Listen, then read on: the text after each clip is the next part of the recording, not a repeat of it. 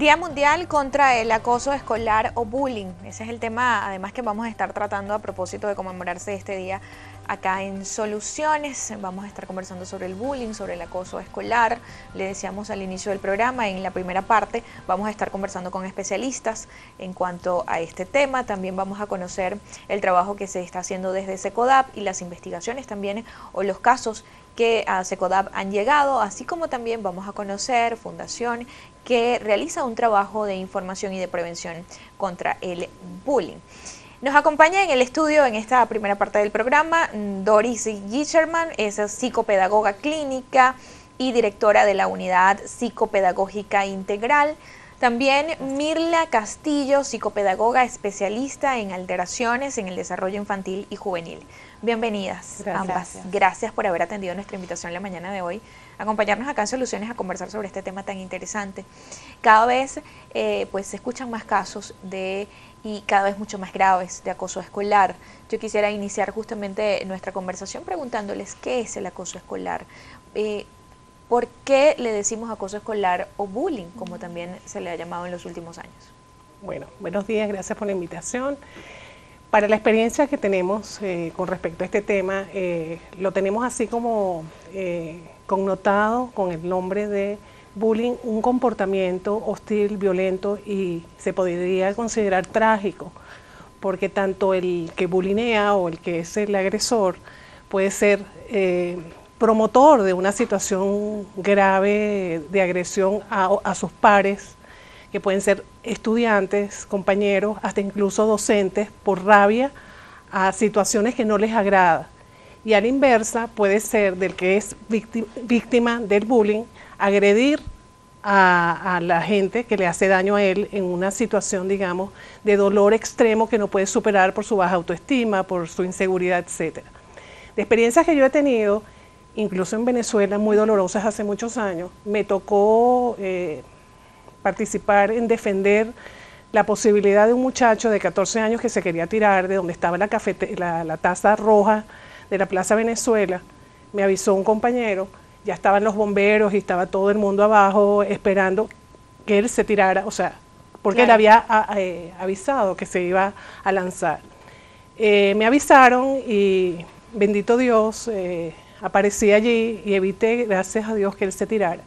Y la razón que él tenía, que no se justificaba, porque en la consulta lo que hablábamos era de sus talentos, era de que él era maltratado por su talento creativo que tenía, por ser una persona brillante en el salón de clase, y sus compañeros no toleraban eso. Entonces él decía, ¿para qué vivir si yo he llegado tan lejos, hasta con el apoyo de mi familia, pero mis compañeros no me aceptan?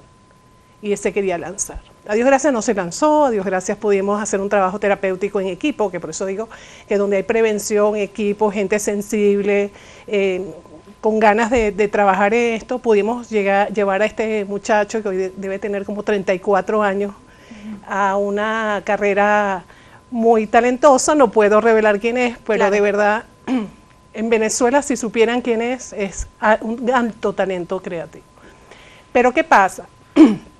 Con el tema del bullying, están haciendo mucho daño, están haciendo daño a nivel físico, están haciendo daño a nivel emocional, están generando en los muchachos criaturas pequeñas, que de eso hablará Mirla, o de adolescentes, hasta incluso a nivel profesional, que no se llama bullying, porque eso está supeditado al tema escolar, se llama mobbing o moving, que ocurre también con esa agresión por la competencia que existe entre la gente en los ámbitos, digamos, profesionales. ¿Pero qué factores influyen para que se dé el acoso escolar, para que haya bullying? O sea, además de el tema de la autoestima juega un papel importante, pero ¿cuál es eso que, digamos, eso que influye a esos otros jóvenes que hacen o que acosan a ese compañero? Fíjate, al ser un comportamiento, los comportamientos tú los aprendes, ¿ok? Esto no es algo con lo que tú naces como tal, como puede ser un trastorno, una alteración que naces con ello. Entonces, al ser un comportamiento, tú tienes que tener un referente al cual replicar eso que estás viendo. Entonces, ¿qué pasa? En entornos familiares en donde la comunicación está caracterizada por la violencia, bien sea pasiva o activa, o sea, un papá y una mamá que continuamente discuten, se agreden, se empujan, o esta violencia pasiva que es un poco más difícil de identificar, esos papás que se comunican con indirectas, que el mensaje nunca está claro, pero que siempre te hago sentir mal, que te humillo, que te vejo, que continuamente estoy atentando con tu bienestar emocional. Eso el niño lo asimila o lo ve como un patrón de comunicación válido para el mundo. Acuérdate que todo lo que nosotros vimos o experimentamos dentro de la casa es mi marco de referencia de comportamiento para salir a la calle. Y eso aplica para todo, la forma en la que comemos, la forma en la que vestimos, la forma en la que nos comunicamos, que yo aprendo en mi casa, es lo que yo replico afuera y es lo que es válido. Entonces, si en la casa tenemos un entorno que fundamentalmente se maneja en términos de violencia o de agresión, eso para mí es un patrón de comunicación y de interacción social válido para repetirlo afuera en la calle. Entonces, generalmente se ha visto que los niños, obviamente, esto te estoy dando a grandes rasgos, ¿no? Hay un patrón definido en donde el niño que es agresor, él también viene de un entorno violento. ¿Okay? Él también es una víctima, si se quiere. Tiene un impacto diferente, tiene un perfil de comportamiento diferente, pero él también es una víctima. Entonces, él viene de un entorno de casa violento. También la violencia la tenemos lamentablemente en todos los espectros y entonces hoy en día, como tú decías al principio, hemos tenido casos muy sonados de acoso escolar y pareciera que se va incrementando el nivel de violencia. Sí, pareciera que uno va superando al otro por el nivel, digamos, más dantesco. Correcto. Entonces, imagínate que metemos en un contexto cultural en donde también nos tratamos con violencia, pasiva, activa, física, psicológica, emocional, ¿okay? En casa también se refuerza este contexto, entonces para mí lo válido es tratar de esta forma a mis compañeros. Hay dentro del esquema del bullying está el agresor, el agredido y el que expecta. El bullying es un show. El testigo. El testigo. Ese show necesita espectadores. Entonces, en la medida en la que yo, agresor, agredo a esta otra persona y tengo todo un espacio en donde me ven, se refuerza también mi posición de poder. Entonces, yo me hago más fuerte, más potente en la medida en la que soy más agresivo. Y solamente otra persona puede superar mi nivel de agresión o mi nivel de poder cuando hace algo más violento de lo que yo hago.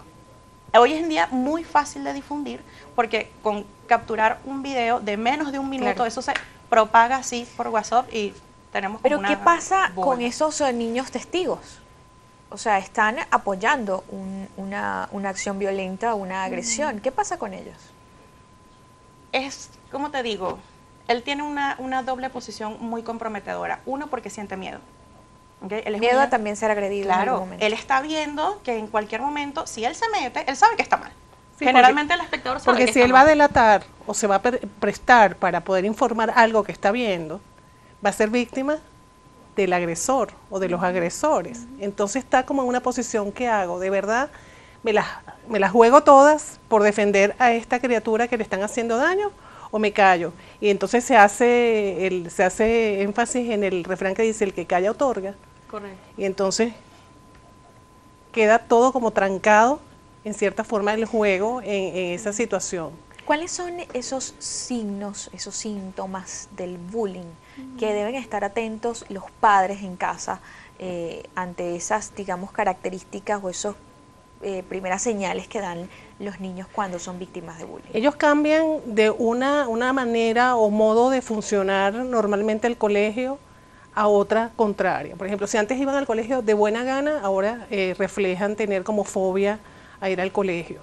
Se esconden en su cueva es su cuarto, no quieren salir de allí, no quieren comunicarse, bajan de peso, se muestran muy sensibles, vulnerables a cualquier comentario incluso dentro de la casa. O sea, si el papá tiene que reprenderlo por decirle, Juanito, pero ¿qué pasó? Estabas saliendo muy bien en las notas, ahora ¿qué pasó que estás bajando las notas? Entonces para él eso es como decir, oye, también me están agrediendo, o sea, no me están comprendiendo que estoy demostrando con mi actitud una sensación de dolor o de extrañeza por algo que está ocurriendo. Entonces, bueno, hay sensibilidad emocional, hay falta de ganas de comer, hay como se llama un imbuimiento, se introvierte, se esconde, okay, se esconde, no quiere conversar, no quiere ir al colegio, del todo no quiere ir al colegio. En el caso de los niños chiquitos se manifiesta a veces un poco diferente. ¿Entre qué edades cuando hablamos de chiquitos? Mira, chiquitos asombrosamente se consigue data no de acoso escolar como tal, pero sí de un perfil abusivo de entre los 5 y 6 años. A mí me ha sorprendido, de hecho he conocido y he escuchado digamos, casos en colegios, jardines de infancia, o sea, son niños entre 4 o 5 años que a lo mejor no es una agresión física, pero lo que uno llama comúnmente ese chalequeo, ¿no? Entonces el niño que es víctima se siente bastante afectado. Yo tuve una bebé de 3 años que decía, Paola Pum, Paola Pum, Paola Pum. ¿Qué debes pensar? Claro. Que está siendo agredida. Lo que pasa es que hay que diferenciar cuando son juegos propios de la infancia a cuando eso se hace repetitivo y puede venir hasta acompañado de una herida o de alguna cuestión así como contundente, de que lo hiere, lo raja, lo tumba, se fractura, y entonces ahí puedes pensar que algo raro está pasando en la guardería, en el nido, como dicen mucha gente. En el caso de niños pequeños, entre estos casos que he escuchado y que de hecho pues he hasta conversado con estos padres, niños que, por ejemplo, un niño con el cabello largo, muy lisito, y los niñitos en el colegio empezaron a llamarlo peluca, peluca, peluca, peluca, peluca. Ya él no quería ir al colegio porque los niñitos me están diciendo peluca, mamá, o córtame el cabello porque me están diciendo peluca. Los papás decidieron cortarle el cabello. Pero, o sea, ¿por qué cortarle el cabello al niño si a ti te gusta cómo se ve, el niño se siente bien con ese corte? ¿Por qué cortarle el cabello? Porque los demás niños que también tienen entre 4 y 5 años le están poniendo un sobrenombre. O sea, ¿qué hacer en un caso como ese? ¿Qué hacer? Eso me lo van a responder en la próxima parte. ¿Qué es lo recomendable?